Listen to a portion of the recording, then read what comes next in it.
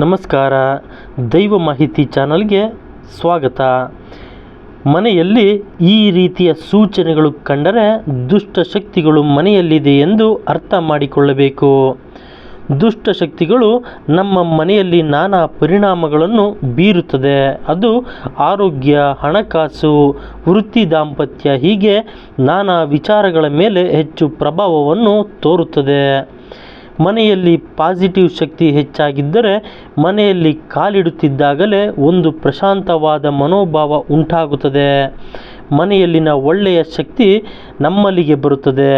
ಕೆಲವರ ಮನೆಯಲ್ಲಿ ಈ ರೀತಿಯ ಅನುಭವ ಆಗುವುದಿಲ್ಲ. ಅದಕ್ಕೆ ನಾನಾ ರೀತಿಯ ಕಾರಣಗಳಿರುತ್ತದೆ. ಅವುಗಳಲ್ಲಿ ಮನೆಯಲ್ಲಿ ನಕಾರಾತ್ಮಕ ಶಕ್ತಿ ಅಥವಾ ದುಷ್ಟಶಕ್ತಿಗಳು ಇರುವುದು ಅತಿ ಮುಖ್ಯ ಕಾರಣವಾಗುತ್ತದೆ. ಮನೆಯಲ್ಲಿ ನಕಾರಾತ್ಮಕ ಶಕ್ತಿ ಜೊತೆಲಿದ್ದಷ್ಟು ಶಕ್ತಿಗಳು ಹೆಚ್ಚಾದರೆ ಈ ಸಂಕೇತಗಳು ಕಂಡುಬರುತ್ತದೆ. ಪ್ರತಿದಿನ ನಿದ್ರೆಗೆ ಜಾರಿದಾಗ ಮಧ್ಯರಾತ್ರಿ ಸಮಯದಲ್ಲಿ ಎಚ್ಚರವಾಗುವುದು, ಕೆಟ್ಟ ಕನಸುಗಳು ಹೆಚ್ಚಾಗಿ ಬರುವುದು, ಈ ರೀತಿಯಾದ ಸರಿಯಾಗಿ ನಿದ್ರೆ ಬಾರದೆ ಇರುವುದು, ಮಾನಸಿಕ ಚಿಂತೆ ಹೆಚ್ಚಾಗಿ ಮಾಡುವುದು, ಕೆಲಸದ ಮೇಲೆ ಗಮನ ಕಳೆದುಕೊಳ್ಳುವುದು, ಮನೆಯ ಅಂಗಳದಲ್ಲಿ ಬೆಳೆದ ಸಸಿಗಳು, ಪುಷ್ಪಗಳು ಕಾರಣವಿಲ್ಲದೆ ಇದ್ದಕ್ಕಿದ್ದಂತೆ ಅಥವಾ ಪದೇ ಪದೇ ಒಣಗಿ ಹೋಗುತ್ತಿದ್ದರೆ ಆ ಮನೆಯಲ್ಲಿ ನಕಾರಾತ್ಮಕ ಶಕ್ತಿ ಪ್ರಭಾವ ಹೆಚ್ಚಿದೆ ಎಂದು ತಿಳಿಸುತ್ತದೆ. ಹಾಗೆ ಕೆಲವರ ಮನೆಯಲ್ಲಿ ತುಳಸಿ ಗಿಡವೂ ಸಹ ಬೇಗ ಒಣಗಿ ಹೋಗುತ್ತದೆ. ಆಗ ತಪ್ಪದೆ ಒಣಗಿದ ಸಸಿ ಅಥವಾ ತುಳಸಿಯನ್ನು ಬದಲಿಸಬೇಕು. ಮನೆಯಲ್ಲಿ ಎಷ್ಟು ಸ್ವಚ್ಛ ಮಾಡಿದರೂ ಪದೇ ಪದೇ ಜೇಡು ಕಟ್ಟುವುದು, ಗೋಡೆಗಳು ಪದೇ ಪದೇ ಬಿರುಕು ಬಿಡುವುದು ನೆಗೆಟಿವ್ ಶಕ್ತಿ ಹೆಚ್ಚಾಗಿದೆ ಎಂದು ತಿಳಿಸುತ್ತದೆ. ಸ್ನಾನದ ಮನೆಯಲ್ಲಿ ಅಡುಗೆ ಮನೆ ಹೊರಗಡೆ ನಲ್ಲಿಗಳು ನಿರಂತರವಾಗಿ ನೀರು ಸುರಿಯೋದು ಅಥವಾ ನಲ್ಲಿಗಳು ಪದೇ ಪದೇ ಹಾಳಾಗುವುದು, ಮನೆಯೊಳಗೆ ಎಲೆಕ್ಟ್ರಿಕಲ್ ವಸ್ತುಗಳು ಸುಟ್ಟು ಹೋಗುವುದು ಅಥವಾ ಕೆಟ್ಟು ಹೋಗುವುದು, ಹೀಗೆ ಆಗುವುದು ನೆಗೆಟಿವ್ ಶಕ್ತಿಯ ಸಂಕೇತವಾಗಿದೆ.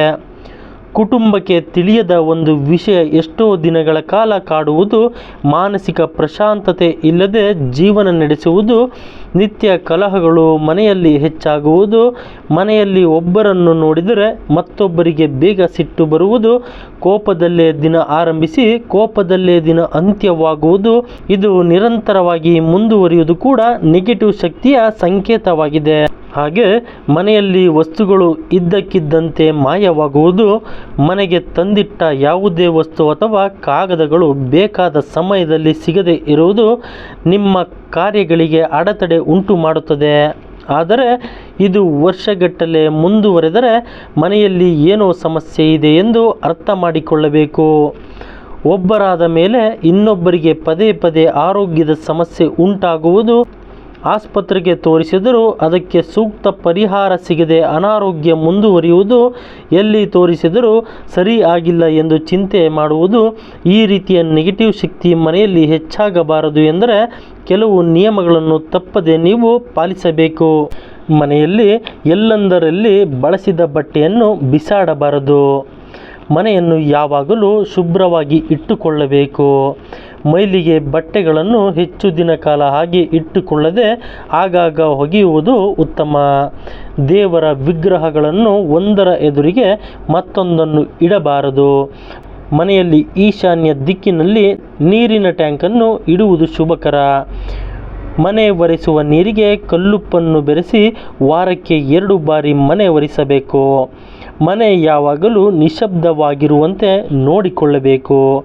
ಮನೆಯಲ್ಲಿ ಕರ್ಪೂರದ ಜೊತೆಗೆ ಸ್ವಲ್ಪ ಲವಂಗವನ್ನು ಸೇರಿಸಿ ಸುಟ್ಟರೆ ವಾತಾವರಣ ಶುದ್ಧಿಯಾಗಿರುತ್ತದೆ. ಮನೆಯಲ್ಲಿ ಗಾಳಿ ಬೆಳಕು ಹೆಚ್ಚು ಬರುವಂತೆ ಏರ್ಪಾಡು ಮಾಡಿಕೊಳ್ಳಬೇಕು.